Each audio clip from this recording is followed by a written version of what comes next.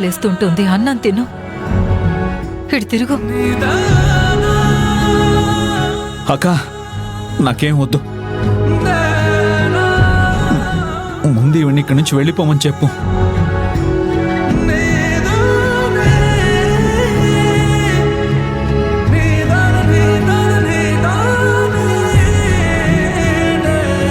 నువ్వు నమ్ముకున్నది నిన్నీ పరిస్థితుల్లో వదిలేసి వెళ్ళిపోయింది.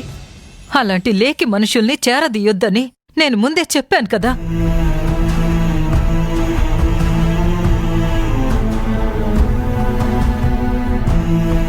ఇప్పుడు చూడు, నేను చెప్పిందే జరిగింది.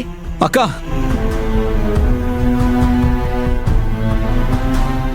మీరెవరు నాకు పాఠాలు చెప్పకండి.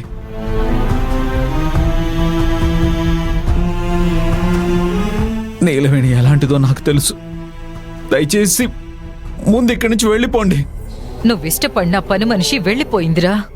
మేమిష్టపడుతున్నా నువ్వు మమ్మల్ని దగ్గరకు రానివ్వవు. నిన్నేలా చూస్తుంటే గుండె తరుక్కుపోతుందిరా.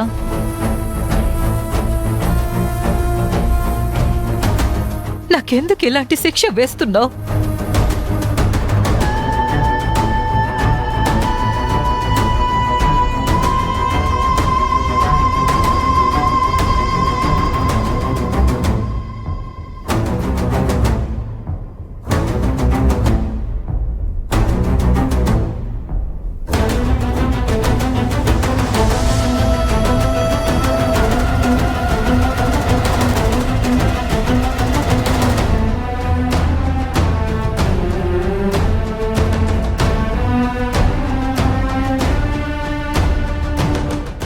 తారక్, నా మాట వినరా. అన్నం తినరా. నాకు ఆకలిగా లేదక్కా. చూడు తారక్, అసలే నీరసంగా ఉన్నావు. లేచి కదలేని పరిస్థితుల్లో ఉన్నావు. ఈ సమయంలో ఏమి తినకపోతే ఎలా చెప్పు? తినాలని లేదని చెప్తున్నాను కదా. పోనీ నీకేం కావాలో చెప్పు బామ్మర్ది, నీకు కావాల్సిందే తెచ్చి పెడతాను. నిజంగా నాకు కావాల్సింది తీసుకొస్తావా? నువ్వు అడగాలే గాని ఆరక్షణంలో తీసుకురాను. నాకు నీలవేణి కావాలి. వెళ్ళి తీసుకురా.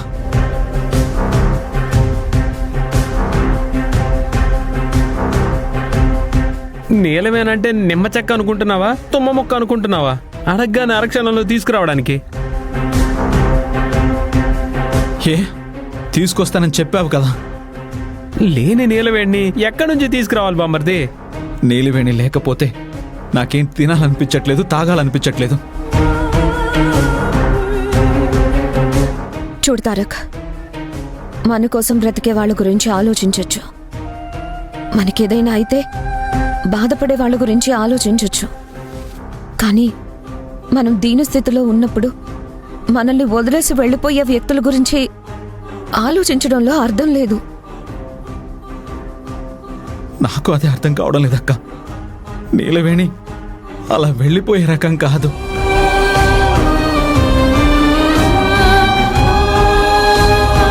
తను అలా వెళ్ళిపోయిందంటే ఏదో బలమైన కారణం ఉండే ఉండొచ్చు.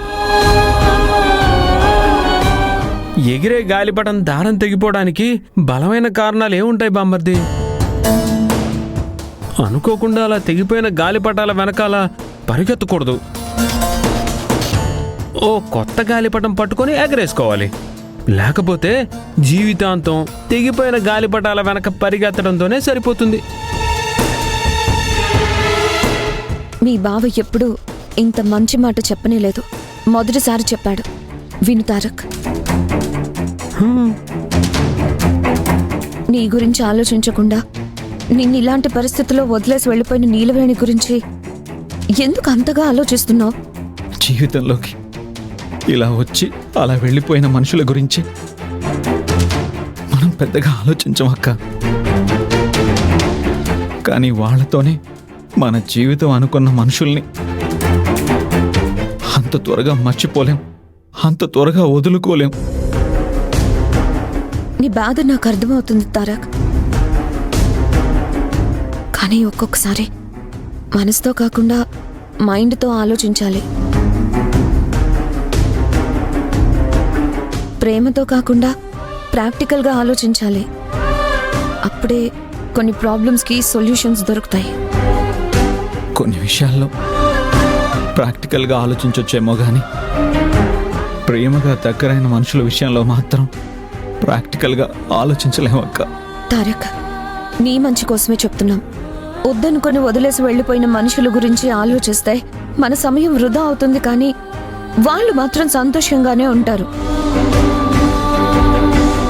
మనల్ని బాధ పెట్టిన వాళ్ళు సంతోషంగా ఉంటున్నారని తెలిసి కూడా వాళ్ళ గురించి ఆలోచిస్తే అది మన అవివేకమే అవుతుంది. సరే, నీకు ఆకలేసినప్పుడే తిను.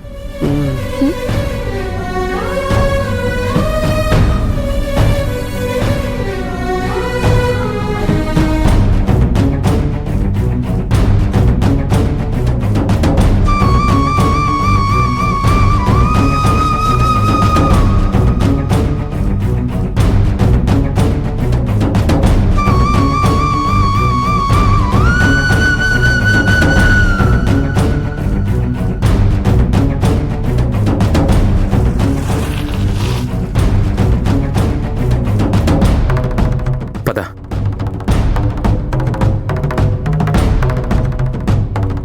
కాదంబరి మేడం, నీలవేణి, కాదంబరి మేడం. నీలవేణి, నీలవేణి. అక్క అక్క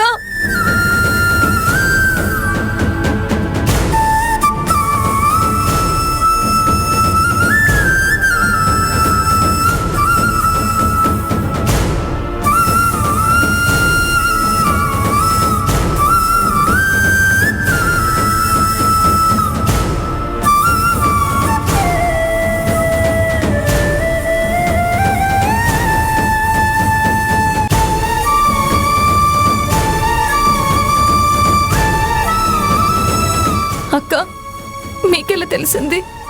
ఫ్యాక్టరీలో ఒక పెద్ద సమస్య వచ్చిందమ్మా. దాన్ని సాల్వ్ చేయడానికి తారక్ వెళ్ళాలి, కానీ అంకుల్ వెళ్ళారు. అప్పుడు తెలిసింది తారక్కి ప్రమాదం జరిగిందని. సరే, ఇప్పుడు ఎలా ఉంది? ముందు తారక్ని చూద్దాం పద.